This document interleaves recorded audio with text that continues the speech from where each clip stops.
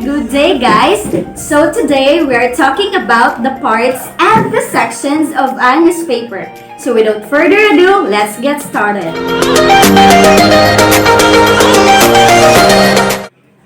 So today we were going to talk about the parts of a newspaper.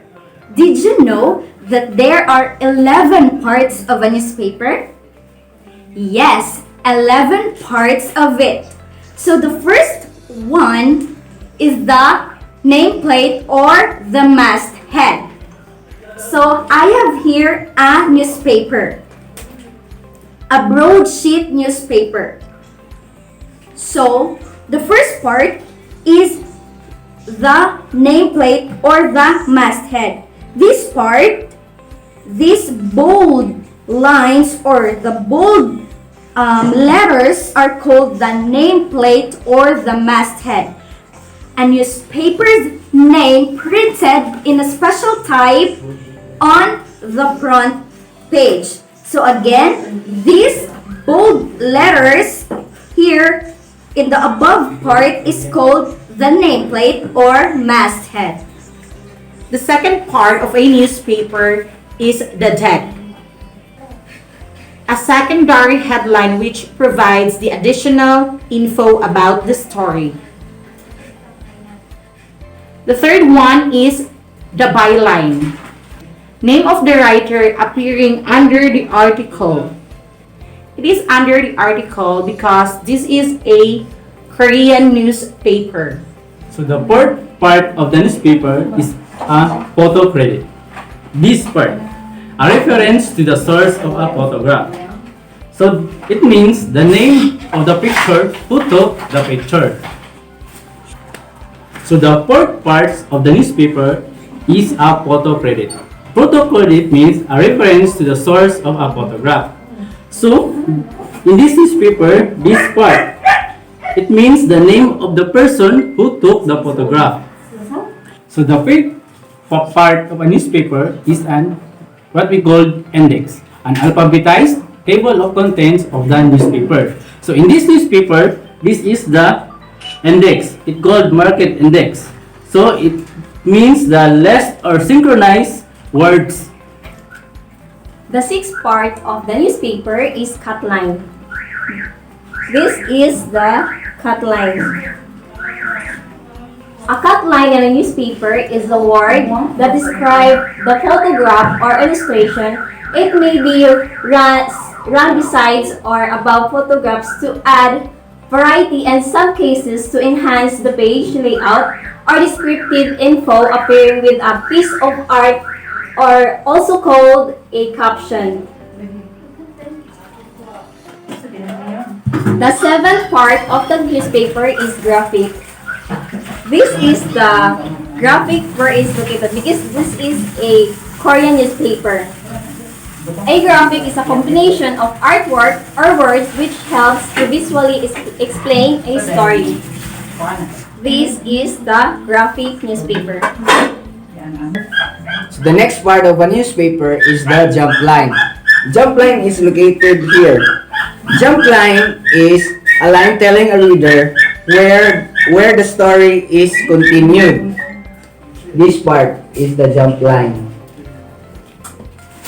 The next part of a newspaper is the lead. Lead is located here. Lead is the first sentences of a news story informing the reader of who, where, what, when, and sometimes how and why. After the lead, we have headline. The headlines we can see here,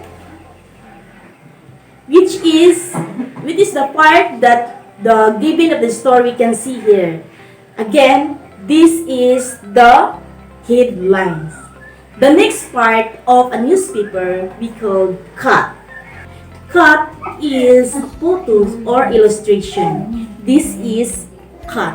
Again, the last part of a newspaper is cut.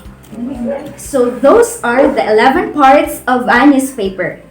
Again, the nameplate, the deck, the byline here under the article, the photo credit, here the bold one, the graphic, the index in the upper part, the cut line here under the photo or under the picture, the jump line, the lead, this part, the headline, and lastly, the cut.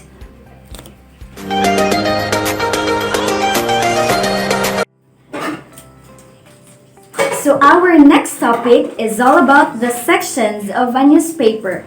Little did you know that there are also 11 sections of a newspaper. So the first one or the first section of a newspaper is what we call the general news.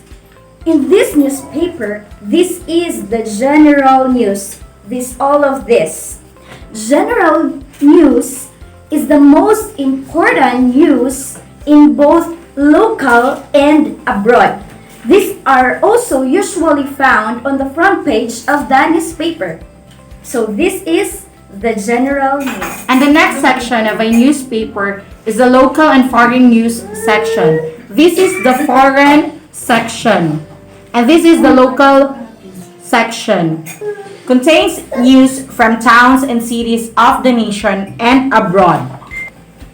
And the next section of a newspaper is the editorial page. It contains the articles which called editorials. Editorials gives views and opinions of the editor or publisher on certain events and issues. The next is sports section. Sports section contains news and events of sports containing in or out in the country. This section also contains well-known people in the world of sports. The next is the classified ad section. This section contains advertisements that fall under the categories like help, wanted, for lease, for sale, or something to buy. The sixth section of the newspaper is the business and finance section. This is the business and finance section. It contains businessmen and people interested in business with information on banking, foreign exchange, rates, imports and exports, and prices of prime commodities. The seventh section of the newspaper is the entertainment section. This is the entertainment section. Contains info about movies, radio, television, and other activities for entertainment. The next section is the home and culture section.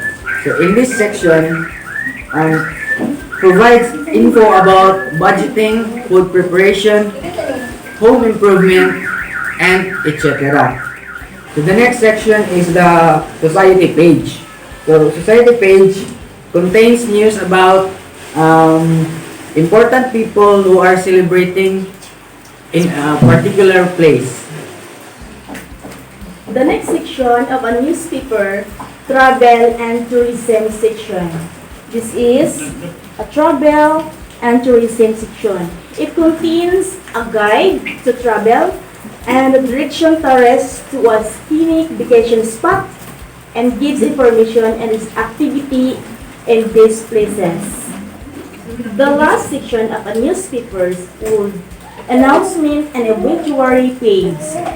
This is the section of the last section of a newspaper. This is provides info on the activities of different religious sections, and it also lists people who recently died and on the time and place of their burials. So those are the 11 sections of a newspaper. Again, the 11 sections of a newspaper are the general news, local and foreign section, sports page, editorial page, the classified ads section, business and finance section, entertainment section, home and culture section, society page, travel and tourism section, and lastly, the announcements and obituary section. And that will be all. Thank you.